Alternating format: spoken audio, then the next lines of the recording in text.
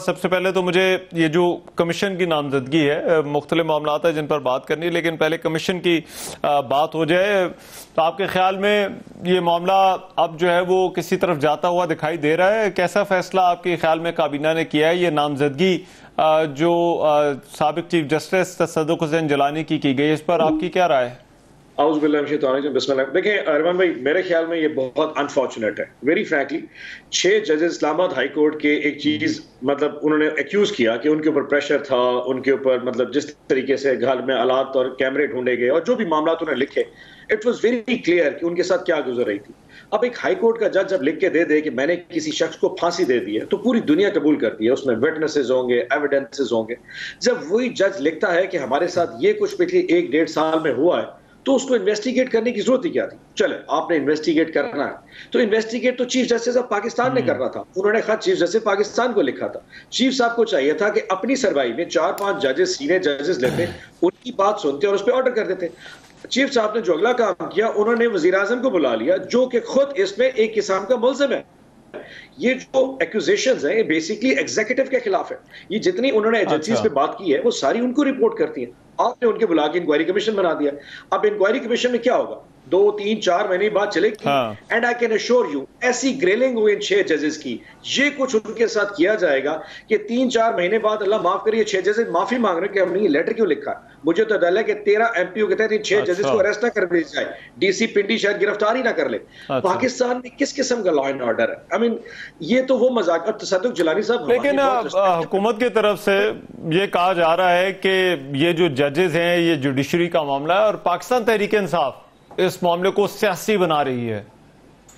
अगर जजेस जुडिशरी का मामला है तो जजेस ये लिखते कि हमें तहरीक इंसाफ के केसेस में इशू आ रहे हैं। उन्होंने जर्नली लिखा। देखिए, किसी के घर में अगर वॉशरूम में कोई कैमरा पाया जाता है तो तहरीक इंसाफ का इससे क्या लेना देना? ये उसका पर्सनल इशू है, इसकी एथिकल वैल्यूज है।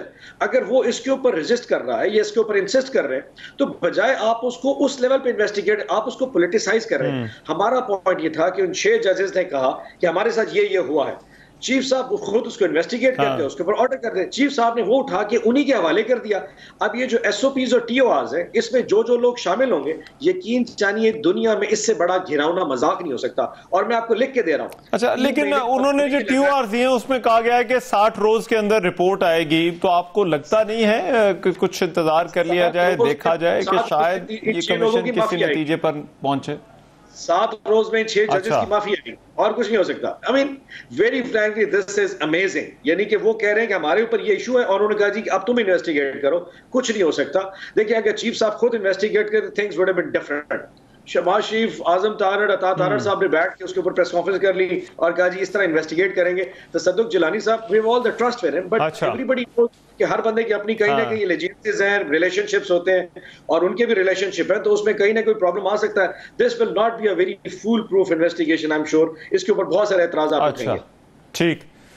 ठीक। अच्छा, दूसरा ये 9 मई के केसेस के हवाले से अब फैसला आया। अब से कुछ देर पहले तो ये भी खबर आई कि जो वजीर आला खैबर पख्तूनख्वा अली अमीन गंडापुर और शाहमद कुरैशी, वो तो पहले ही जेर हिरासत है, उनके नाकाबिल जमानत वारंट गिरफ्तारी जो है वो जारी हुए। ये जो फैसला आया है, इसको पाकिस्तान तहरीक इंसाफ किस तरह से देखती है? क्योंकि ये जो 51 लोग हैं पाकिस्तान तहरीक इंसाफ के ही बताया जा रहा है, ये कारकुनान इनमें शामिल हैं। अच्छा, देखें, आपको याद होगा कि आज से कोई तकरीबन 6-7-8 महीने पहले एतजाज हसन और सदा लतीफ़ खान खोसा साहब सुप्रीम कोर्ट में उस वक्त अदालत में पेश होते रहे, जिसमें मिलिट्री ट्रायल के हवाले से बहुत सारी बातें, और उसमें अदालत के 12 दफा रिमार्क्स आए थे कि मिलिट्री ट्रायल्स का इस वक्त इन लोगों के हवाले से शायद ये नामुनासिब है।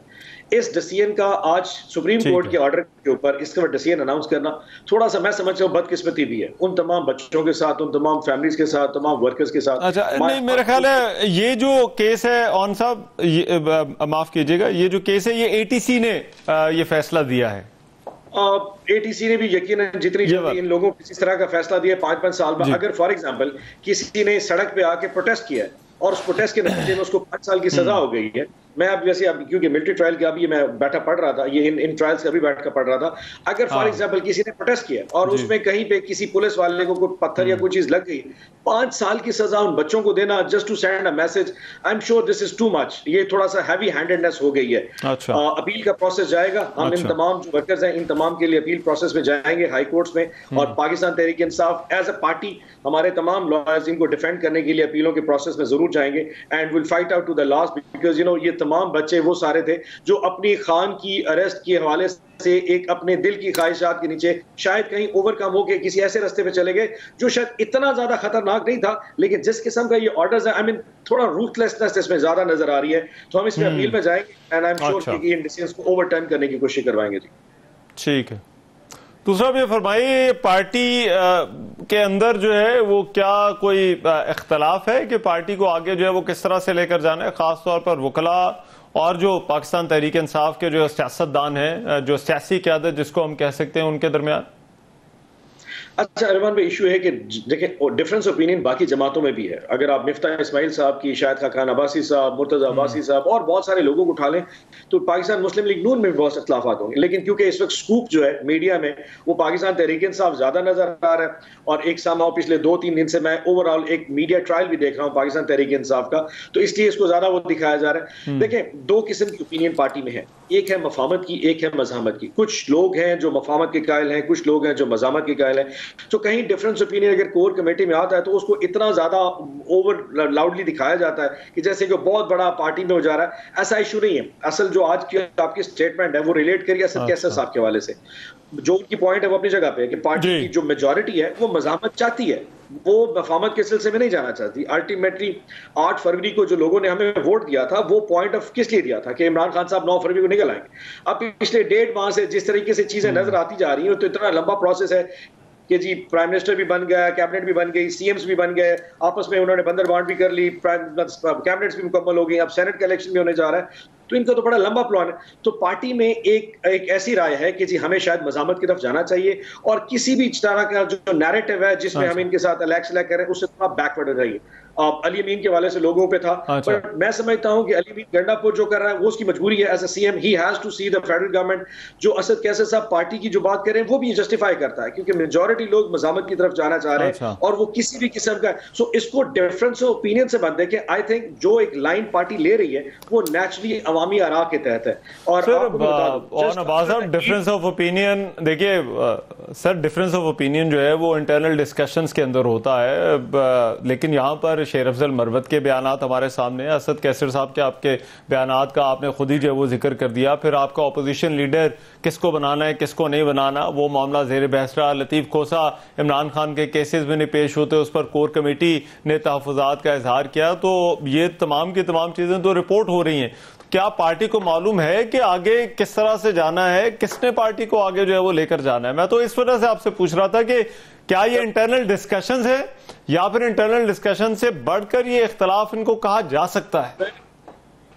अच्छा, जब 5 अगस्त को खान साहब अरेस्ट हुए थे तो उसके बाद हम बहुत ज्यादा परेशान इसलिए भी ज्यादा थे कि शायद चीजें पता नहीं पार्टी इलेक्शन में कैसे जाएंगे। 8 फरवरी जब बल्ला हमसे छीना गया तो हम उससे ज्यादा डिस्ट्रेस में आ गए कि आप ऑब्वियसली कोर कमेटी है, एक पार्टी है, खान साहब नहीं है, कोई सेंट्रल डायरेक्शन नहीं मिल रही। लेकिन आपने देखा कि पार्टी ने किस तरीके से 8 फरवरी का इलेक्शन लड़ा बगैर बल्ले के, लातादाद निशाना के साथ। सो कहीं ना कहीं डिफरेंस ओपिनियन होता यह है कि कुछ लोगों का एक्सेस खान साहब तक है, कुछ लोगों का नहीं है। अब जो खान साहब से मिलके आते हैं वो ऑब्वियसली खान साहब की जो ओपिनियन है, जो बात है, उनको लोगों तक पहुंचाते हैं। उसमें कहीं थोड़ा लेफ्ट राइट हो जाता है। उसकी जब रिपोर्टिंग होती है ऑब्वियसली हर बंदा कोशिश करता है क्योंकि मैं खान साहब से मिलके आया हूं तो जो मैं ओपिनियन दूंगा वो मेरी पार्टी की पॉलिसी समझी जाएगी। मैं समझता हूं कहीं पे यहीं पे गलती आ रही है कि जब लोग खान साहब से मिलके आते हैं और उनकी ओपिनियन लेके आते हैं, जो कि ऑब्वियसली वो 30 मिनट की मुलाकात होती है 6 लोगों की। अब उसमें खान साहब बहुत सारी बातें करते हैं। जब वो बाहर आते हैं तो वो 6 लोग उन 30 मिनट की मुलाकात को अपने जाविये से पेश करते हैं। उसकी जो रिपोर्टिंग है फिर वो ऑटोमेटिकली कहीं ना कहीं जा रही होती कि अली अमीन की गंडापुर की शहबाज शरीफ से मुलाकात थी, उस पर उन्होंने क्या कहा, असद कैसर साहब ने उस पर अपना पॉइंट ऑफ दे दिया, शेर अफजल मरवत साहब ने अपना पॉइंट ऑफ, फिर लोग उसको अपने हिसाब से उठाना शुरू कर देते हैं। डिफरेंस ऑफ ओपिनियन वहां होता है जहां आपका डिसीजन मेकिंग में, डिसीजन मेकिंग बड़ी सिंपल है, हर चीज खान साहब के पास जाती है, अल्टीमेटली वो डिसीजन अपनी मर्जी से करते हैं with the due advice of the core committee. तो उसमें कहीं लेफ्ट राइट, अब फॉर एग्जांपल सेनेट के इलेक्शन से बात हुई, कि जी ये 7 लोगों को अप्रूव किया, चेंज हो गया, टिकट चेंज हो। तो होता ही है कि मंगल को मुलाकात हुई, बुध को किसी के कागज रिजेक्ट हो गए, तो थर्सडे को फिर जब मुलाकात हुई, उन्होंने कहा जी खान साहब ये लोग रिजेक्ट हो गए, अब आप इसमें चॉइस दें। थर्सडे को फिर डिसीजन आया, फ्राइडे को फिर, क्योंकि आपको पता है हमारे लोगों को फिर उनके कागजात रिजेक्ट हो जाते हैं, जैसे जुल्फिकार बुखारी के हो गए।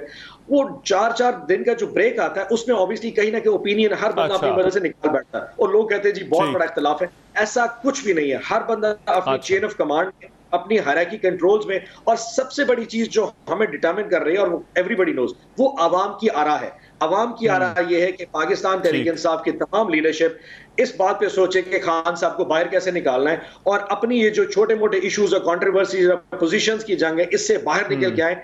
एंड मज़ामत के हवाले से I am telling you straight, हमारी लीडरशिप में बड़ी क्लैरिटी है कि अल्टीमेटली बात कन्फ्रंटेशन ग्राउंड पे जाएगी। ये बात अब जाके सड़कों पे टांगों की मफामत के जरिए ये खान साहब को नहीं छोड़ने लगे।